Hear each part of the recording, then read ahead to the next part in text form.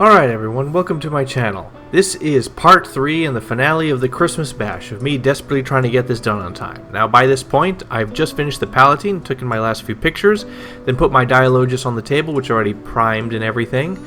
However, after eating and all that stuff, I find myself starting this model at 3 AM Christmas morning. So, if it isn't the consequences of my own inaction. The model is already primed, and here are all the paints I used for this one. And with Corn Red, Nagaroth Night, and Xerxes Purple, I'm going to start by doing the large cape on the outside. I use a 1-to-1 mix of Corn Red and Nagaroth Night as the base layer. Once that is done, I start adding more Xerxes Purple into the mix. And making it watered down so it's a bit translucent, I start applying it. I cover basically 95% of the whole thing, then do further layers and layers, painting less and less, focusing towards more of the raised areas, the folds, upper areas and stuff. And eventually I get towards doing some pure Xerxes Purple on the major folds and such like that. And then once all of that is done, I then take the Corn Red and Nagaroth Night mix, I then water it down heavily until it's a wash, and then I apply it all over, so this will tie all the colors and shades together, yeah.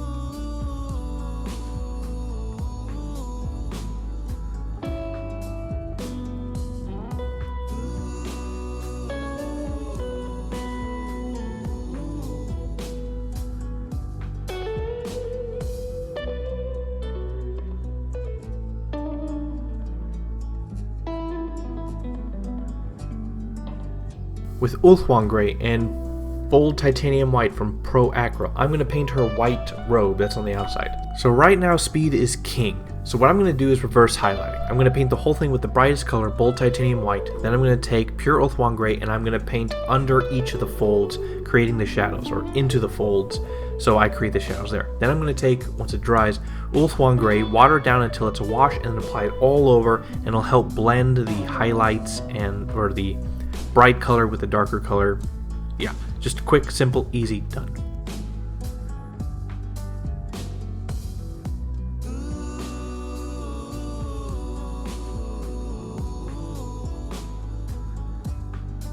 Now with Mephiston Red and Evil Sun Scarlet, I'm going to apply Mephiston Red as a base layer onto her tassels, basically the entirety of them, front and back.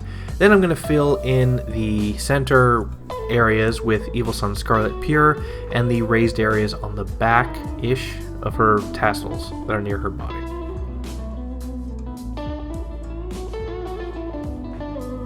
Now with XV88 and Agrax Earthshade, we're going to paint the filigree of her tassels. This is a fast way, so basically XV88 all along the edge of her tassel thingies.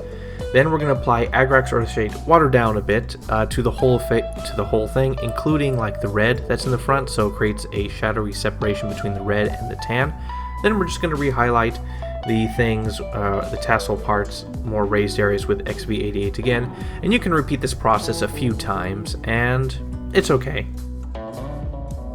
Alright, with Night Questor Flesh, Cadian Flesh Tone, and Pallid Witch Flesh, we're going to paint her, well, face. Base layer of Questor Flesh. Then I just slab on Cadian Flesh Tone on the upper raised areas where light will be hitting. Then I mix a bit of Pallid Witch Flesh into it and do the same thing again, only on her most raised areas, nose, cheekbone, and stuff. And I know the camera is super great, or like makes it look terrible, but it doesn't. It looks fine when you hold it in front of you from a distance. Alright, with Pallid Witch Flesh and Agrax Earthshade, we're going to paint her stick. Okay, base layer of Pallid Witch Flesh all over the stick, and then with a little bit of watered down Agrax Earthshade, we're going to apply it up and down. Maybe 1 or 2 layers depending on how diluted it is, but this pretty much is it, and it looks fine.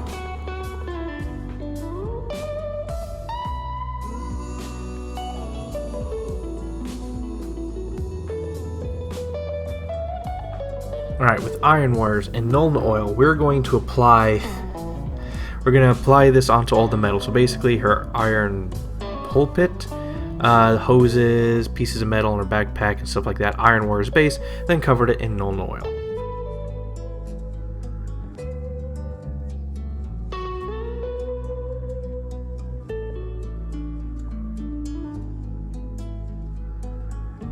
Now with Carrick Stone and Seraph Sepia and a bit of Pallid Witch Flesh later, so I base layer all her tassels, books, paper stuff with Carrick Stone all over till it's a solid color. And then I completely forgot to record it, but I take some diluted Seraph Sepia and apply several washes of it to add aging and color to it. Then in the interest of speed, I took Carrick Stone and a bit of Pallid Witch Flesh to whiten it, and then I highlighted all the edges and stuff. So this was a weird highlight jump, but it kind of worked here because the Seraph Sepia was very thin and in specific places and shading, and so this kind of worked.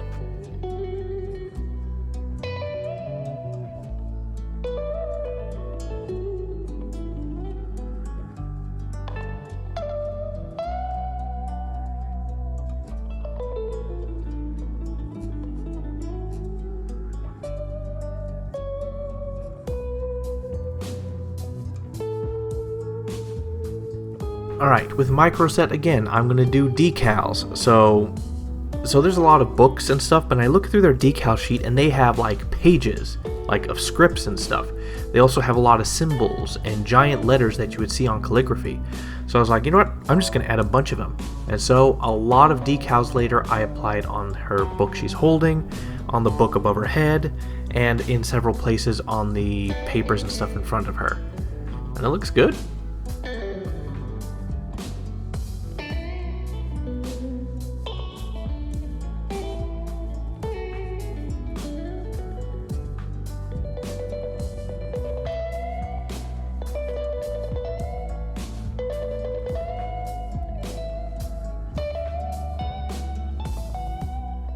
Now with Baneblade Brown, Carrick Stone, and Seraph Sepia, we're going to paint the skull that she has above there. Now this is super speed painting, so basically Baneblade Brown base, which I already done, then I highlight Carrick Stone on there, which is just feathering the top of his skull, the top sides of his skull, his eyelids, his jaw and stuff, then pure Seraph Sepia all over, then re-highlight his skull, and that's it.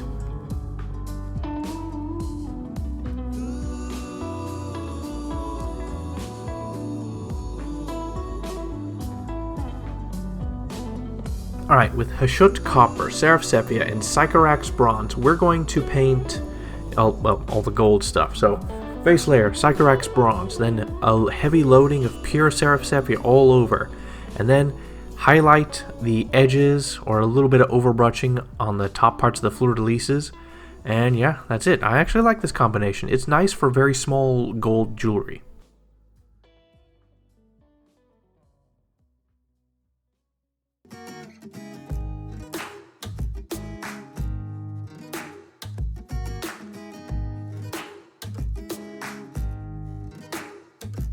Now with AK Interactive Ultra Matte Varnish, we're going to apply this all over with a little bit of water to make it, this sort of whitens things, and this will fix that.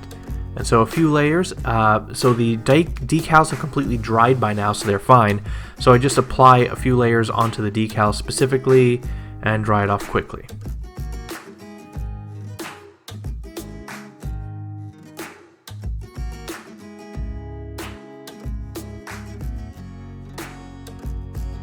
And then I just assemble it onto the base and I am done. So the moment I finished this model, it was 8 in the morning Christmas Day. So this was a flat 5 hours straight. Now, I did skip the armor step, but then I've done that in the previous 2 videos by now. I skipped the redundant stuff because it was faster and easier for me to paint. Normally this is a light painting video, all in all things considered by this point. But by 8 in the morning I finished it, and then I still had to wrap presents, and then I fell asleep finally at 9 a.m. And then I got up a few hours later to go to Christmas, in which everyone who wasn't my parents showed up 3 hours late too. So screw you guys making me wait. This video is a bit different. I'm channeling what I felt during the painting of this into this video. So manicness, sleep deprivation, and a single-minded sheer determination to do this after going so far in it. It's like, ugh. So overall, as for the model, doing this in such a rush did allow me to try some new things, and it really did push myself, and I really did see what I can do in such a quick, strenuous position. The model in itself It looks good. It's bright. It's colorful. Her capes turned out great. Probably the best standout thing is the parchment. The decals with the parchment, they look great. They look really good. And I did do scroll work on them. Yeah, there's a lot of things I didn't mention. I did her armor already before I paint anything else. I did her purity seals. I already did that. I did the candles also, which was just like, what was that, like Oath One Gray and some the Pro Titanium White to highlight, and the fires were just basic 3 colors. I focused on what I didn't really show beforehand. Mostly, I skipped some stuff because I reached a point where I was just done. I'm getting this model done. It's not perfect. There are a few things I would do better if I wasn't in such a rush and sleep deprived. But yeah. But overall, it turns out to be a great model. You can clearly see the distinct parts of it from a distance. Base is good. The robes are good. The parchment is great. Her staff actually turned out pretty well. Surprising how simple that was. Interesting. And yeah, some new combinations, some new interesting things with the faces and stuff. So overall, I really enjoyed that I was able to do this in such a short period of time and to such a pretty decent quality. I'm finding more and more that my paintbrush skills are the better option to dry brushing, washes. I mean, I create my own washes, but like, you know what I mean, using that kind of stuff. All those skips, airbrushing, all that stuff. The paintbrush, I've just gotten so much better with the actual just brushing that I find I'm better at doing brushing than using all these tricks. Oh, well, that's an interesting experience. Well, anyway, everything is done, and I will say, he really, really liked my gift. When he first saw it, he didn't recognize what it was, and then like when he realized what I did, his mouth dropped, and he really liked it. He couldn't believe it. He was actually very emotional over it, nearly tearing up. Didn't expect that. Totally worth the sleep deprivation. And then he didn't get me a present. Well, maybe he'll get me a good birthday present then. Anyway, so, alright, this is the last video like this manicness. Next video, I'm actually going to start painting my Christmas presents I got. So, and a bunch of other things. Old World is coming out soon. I'm also going to be painting that. I'll probably be painting it the day I get my hands on it, but you won't see it for probably a month afterwards, because got quite a quay coming up. And yeah, so hope you all had a Merry Christmas, Happy New Year. You're getting this way into January, so it's a bit late, but you know what? It is what it is. Alright, I'll see you later. Bye.